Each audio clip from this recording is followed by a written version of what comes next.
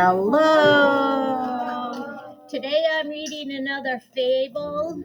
It's an Aesop fable called The Tortoise and the Hare. This retelling is told by Bernadette Watts.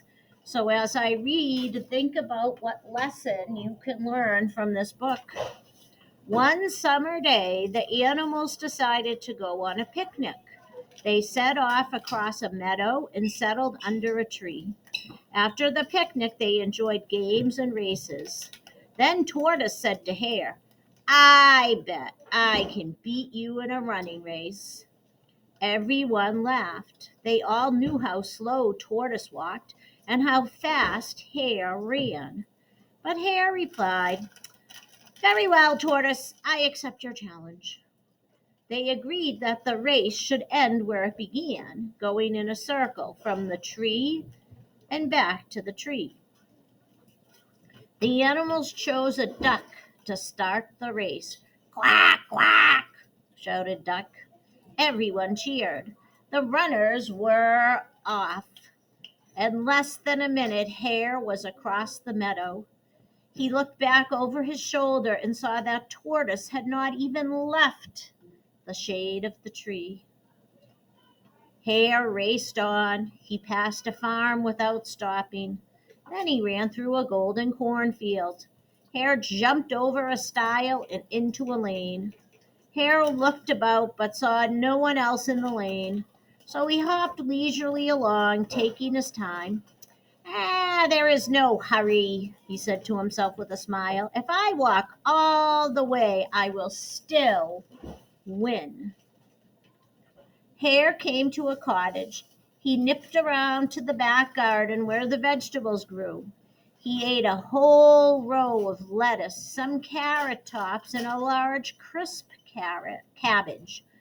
Meanwhile, Tortoise trudged on across the meadow and through the golden corn until he reached the stile. He went under the stile and started to walk along the dusty lane.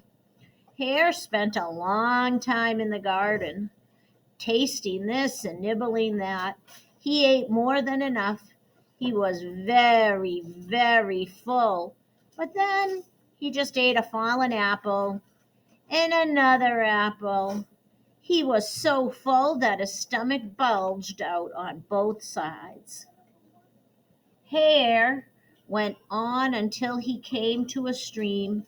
He took a long, long drink as his huge lunch in the hot day had made him extremely thirsty. Then he spotted his old friend, Mr. Fox, sitting there on the grassy bank of the stream.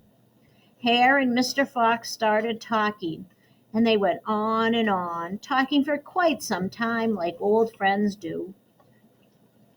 Tortoise plodded along, slowly but surely. At last he came to the cottage. Tortoise felt hot and a bit hungry. His short legs felt tired, but he walked right past the cottage and the gate which led to the garden. He wondered where Hare was now. Hare and Mr. Fox had said goodbye to each other. The Hare continued on his way. Mr. Fox went the other way on some errands of his own. Later in the afternoon, Hare came to a cornfield which had been harvested. A hedge full of honeysuckle and wild roses grew around the field. Hare felt very drowsy, so he stopped to rest under the hedge. I have eaten too much, he said to himself. There is plenty of time for a nap. Tortoise is far behind. Hare stretched out, sighed deeply, and fell asleep. The heat of the long summer afternoon and the heavy perfume of the flowers had made Hare oversleep. When he awoke, there were long shadows across the grass, and the sun had fallen down behind the wood. Hare sat up and rubbed his eyes. Where was Tortoise? Hare could not see him in any direction. Now, Tortoise had passed right by Hare sleeping under the hedge. Tortoise heard Hare snoring. Although Tortoise was hot and tired, he just plodded slowly on. The little animals who lived on either side of the track came out and cheered him on. Tortoise walked right around the cornfield without a pause and went under the gate and back into the meadow. The circle was nearly complete.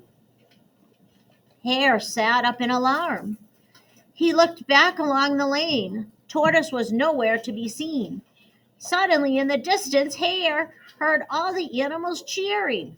Then Hare knew, too late, what had happened. He sprang up and raced right around the cornfield, under the gate, and back into the meadow. How the animals cheered! How Hare raced across the meadow! But he was too late. Tortoise had won the race. Hare was the first to congratulate Tortoise. "Well done, Tortoise," he said. "You have won because you went steadily along and did not waste time. I can run faster, much faster than anyone else, so I took it easy. I even fell asleep. It was my own fault that I lost." "Well, let that be a lesson to us all," said the wise old badger. Then the tired animals packed up their bags and picnic baskets and went home. The end. I just want to add something that I like how Hare was a good sport about losing, because he could have said, he could have been a poor sport and complained.